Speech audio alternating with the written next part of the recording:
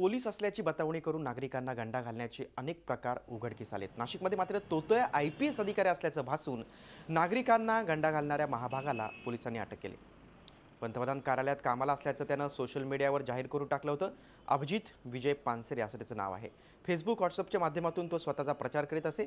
खाकी वर्दी मेडल असलेले फोटो तो सोशल मीडियावर पोस्ट करायचा। सोशल मीडियाचा खुबीने वापर करीत असल्यानं नागरिकांनाही तो IPS अधिकारी असल्याचं भासवत होता। त्याची बनवेगिरी उघडकीस आल्यानं नाशिक रोड पोलिसात त्याच्या विरोधात गुन्हा दाखल करून त्याला अटक करण्यात आली।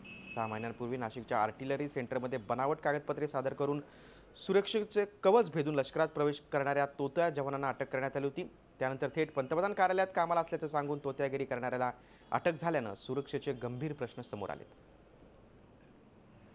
अभिजित विजय पानसरे याने अशी एक पोस्ट व्हायरल केली होती की तो स्वतः एक IPS ऑफिसर आहे आणि तो सध्या पंतप्रधान कार्यालय PMO येथे नेमणुकीस आहे। त्याचे जेव्हा फोटोज त्याने व्हायरल केले तेव्हा तो IPSच्या युनिफॉर्ममध्ये होता। त्याची नेमप्लेट जी होती ती मात्र अतिशय फेक अशी त्याच्यावर ज्या पद्धतीने नाव लिहायला पाहिजे त्या पद्धतीने नाव लिहिलेलं नव्हतं। त्याच्यात आम्ही जेव्हा टेक्निकल अनालिसिस सुरू केलं तेव्हा त्याचं तो सध्या इंदिरानगरला असं कळलं। असं करत आम्ही त्याला रात्रीपर्यंत आम्ही त्याला ट्रेस केलं।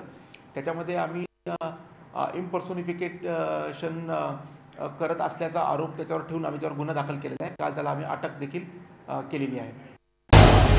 झी 24 तास रहा एक पाऊल पुढे।